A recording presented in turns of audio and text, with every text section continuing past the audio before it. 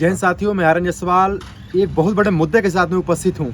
आज मैं पहली बार बिजली कर्मचारियों की हड़ताल के संबंध में मैं विशेष में चर्चा करने जा रहा हूँ।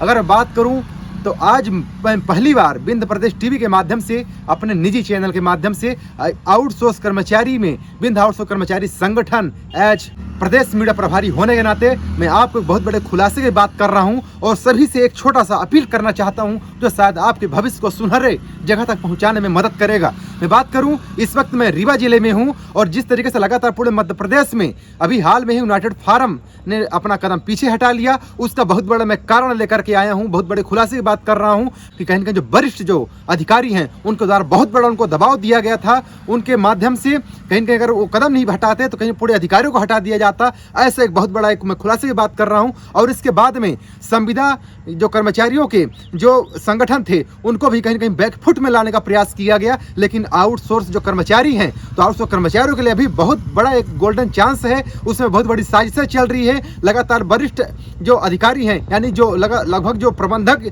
श्रेणियों में जो बैठे हुए जो लोग हैं उनको द्वारा लगातार जो डिविजनल इंजीनियर हैं और जो असिस्टेंट इंजीनियर हैं, जूनियर इंजीनियर हैं, इनको लगातार प्रेशर किया जा रहा है कि आप संबंधित आउटसोर्स के खिलाफ आप कार्रवाई करिए और कार्रवाई के बाद हमें स्क्रीनशॉट दीजिए। मजबूरन में जो अधिकारी हैं वो अधिकारियों को लगातार कार्रवाई की भी बात की जा रही है, कार्रवाई भी करने के मूड में है और लगातार लेटर भी जारी किया जा रहा है। और आप अगर देखेंगे ये जो आप तस्वीरें देख रहे हैं ये केवल जो आउटसोर्स कर्मचारी जो समर्थन दिए हैं, इस समर्थन पत्र में अगर ये 26 जनवरी की बात कर रहा हूं, जो आप उपस्थिति पत्र की जो बात कर रहा हूं, ये उपस्थिति पत्र में किसी भी तरह से रिसीविंग नहीं दिया गया है। इसका आप साफ समझ सकते हैं कि अधिकारी भी यानी जो तथाकथित अधिकारी हैं उनका सीधे मैं नाम लेना चाहता हूं, लेकिन मैंने कई उपकेंद्रों में जाकर के कई स्टेशन और कई इसके अलावा कई डिविजनल कई अधिकारियों से मैं बात किया, वो भी अधिकारी आज आप सबके समर्थन में है, लेकिन उनकी भी मजबूरी है, वो खुल के समर्थन नहीं कर पा रहे हैं। केवल अंदरूनी तरीके से वो भी लगातार समर्थन करने का प्रयास कर रहे हैं। देख सकते हैं किसी भी तरह से सील यानी कोई भी रिसीविंग नहीं दे रहे हैं। इसके बावजूद भी लेटर भी जारी हो रहा है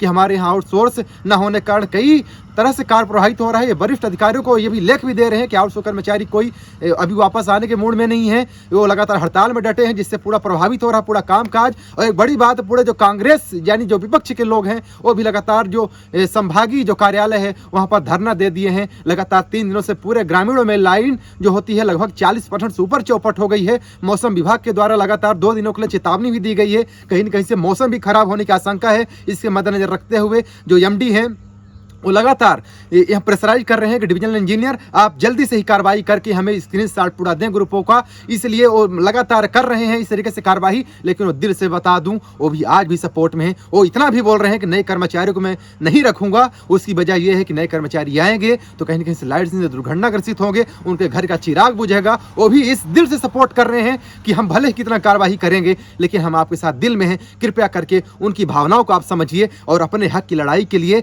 मैं एज विंध्य आउटसोर्स कर्मचारी संगठन में प्रदेश मीडिया प्रभारी होने के नाते मैं आपसे अपील करना चाहता हूं, अपने अधिकार के लिए केवल 2 दिन और लड़ लीजिए। संविधान के अधिकार को उपयोग करते हुए अपने शांतिपूर्ण तरीके से अपने जो अधिकार होते हैं उसको आप प्राप्त करिए, वरना इस तरीके से गोल्डन चांस नहीं मिलेगा। और मैं वरिष्ठ अधिकारियों से पुनः एक बार हाथ जोड़कर निवेदन करना चाहता हूं, अगर यह जंग अगर हार जाती है, अगर ये जंग अगर ये आउटसोर्स कर्मचारी अगर हार जाएंगे तो यकीन मान लीजिए कि जब विभाग अगर निजीकरण की ओर जाएगा तो शायद है कि उस वक्त फिर ये आउटसोर्स कर्मचारी आपका भी साथ देंगे नहीं, क्योंकि ये तो प्राइवेट पहले से ही हैं और बाकी पूरी तरह से विभाग प्राइवेट हो जाएगा तो कहीं कहीं से बहुत बड़ा नुकसान होगा, आने वाला भविष्य नुकसान होगा। तो कृपया करके सभी आउटसोर्स साथियों से निवेदन करना चाहता हूं, आप पुनः पूरे जोरों तोरों से आपका जब संगठन का जो नेतृत्व करता है जब तक वो पूरी तरह से ये ना बोल दे कि अब संगठन ये इसको स्थगित करता है इस हड़ताल को, तब तक आप लगातार आप डटे रहिए, अपने संगठन के शीर्ष नेतृत्व पर आप भरोसा रखिए। शायद है कि इस तरीके से शायद कोई वीडियो जारी करे, लेकिन मैं पूरा खुलासे और सच्चाई के साथ में ये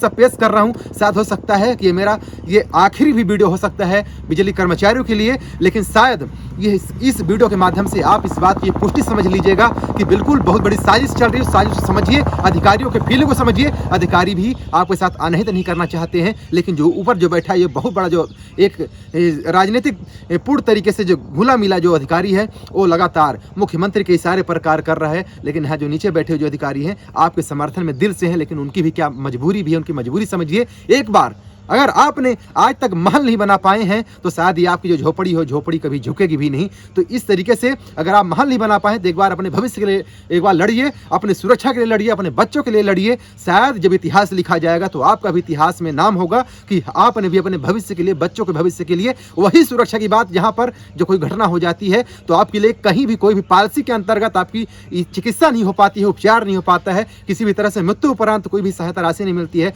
उस शर्तों पर शायद हो सकता है कि आपका भविष्य बन जाएगा। उस शर्तों पर शायद हो सकता है कि आपको कंपनी में सम्मिलन हो जाएगा और कंपनी के माध्यम से डायरेक्ट वेतन मिलेगा। इसी आकांक्षाओं और इसी विश्वास के साथ में कि आप अपने हक और अधिकार के लिए आउटसोर्स से शायद एक अच्छा पद लेकर के आएंगे, अपने संगठन के नेतृत्वकर्ता का आप साथ देंगे। और इस वीडियो को ज़्यादा शेयर करिएगा, किसी भी भ्रामक स्थितियों में न पड़िएगा। शायद मुझे शायद कल हो सकता है कि कहीं न कहीं से मुझे क्या किया जाएगा, क्या नहीं किया जाएगा, मेरे ऊपर क्या किया जाएगा मुझे पता नहीं है, लेकिन मैं सच्चाई लेकर के आया हूँ एक पूरे जिम्मेदारी और विश्वास के साथ में। कोई भी भ्रामक स्थितियों में ना पड़े। ये लेटर ये स्क्रीन में देख रहे हैं, ये स्क्रीन दोनों आप देखेंगे तस्वीरों में, देख में एक अधिकारी लिख रहे हैं कि यहाँ पर कोई कार्य नहीं कर रहा है, कृपया करके कर्मचारी उपलब्ध कराएं। एक तरफ देखिए ये लोग समर्थन दे रहे हैं तो किसी तरह से कोई रिसीविंग नहीं दिया जा रहा है। और 26 जनवरी के दिन की आखिर जब कार्यालय में छुट्टी है तो किस बात की रिसीविंग, और जब रिसीविंग नहीं हुई तो अगर आप कार्य करते हैं तो उस दौरान समझिए कोई अगर घटना होती है तो आखिर उस वक्त भी विभाग हाथ खड़ा कर देगा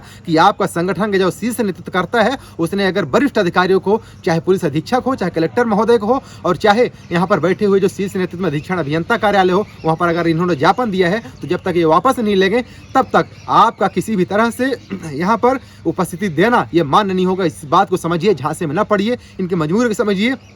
अगर आपने 5 दिन अगर हड़ताल किया है तो 2 दिन अपने भविष्य के लिए और कर लीजिए। मैं लगातार पूरे क्षेत्र में लगातार 4 दिनों से यही भ्रमण कर रहा हूँ। सभी उपकेंद्र के बैठे हुए जो वहाँ लाइन कर्मचारी हैं वो भी आपके सपोर्ट में हैं, वो भी 5-5 दिन से बिना खाए पिए हैं। जरा आप भी बताइए कि वो लगातार अगर आपके सपोर्ट में हैं, आखिर उनको क्या जवाब देंगे? उनके दिल की पीड़ा को समझिए, अपने आपके भविष्य के लिए वो भी लगातार डटे हुए हैं। शायद ये मेरा एक विश्वास भी है। और बिंद दृष्टि भी से मैं पहली बार बिंद आउटसोर्स कर्मचारी के प्रदेश मीडिया होने के नाते और सभी आउटसोर्स कर्मचारियों के लिए हित की मैं बात कर रहा हूं। केवल न्यूज़ चैनल को केवल आपके उपयोग कर रहा हूं। जो साथी इससे दुखित हो रहे हों यह वीडियो से, उससे मैं क्षमा प्रार्थी हूं। लेकिन इस वीडियो को शेयर करिए, किसी के भविष्य का सवाल है, किसी के आने वाले बच्चों के लिए भविष्य का सवाल है। चलिए, यह जो जंग है, यह जंग एक निर्णायक जंग होगी। और कल से पुनः जिस तरीके से जब शेर एक कदम पीछे कदम बढ़ाता है और जब आगे जब बढ़ना होता है, जब तेज से छलांग लगाता है तो कहीं न कहीं से और दुगनी उसकी दूरी देखी जाती है। बस सेम इसी तर्ज पर एक बार और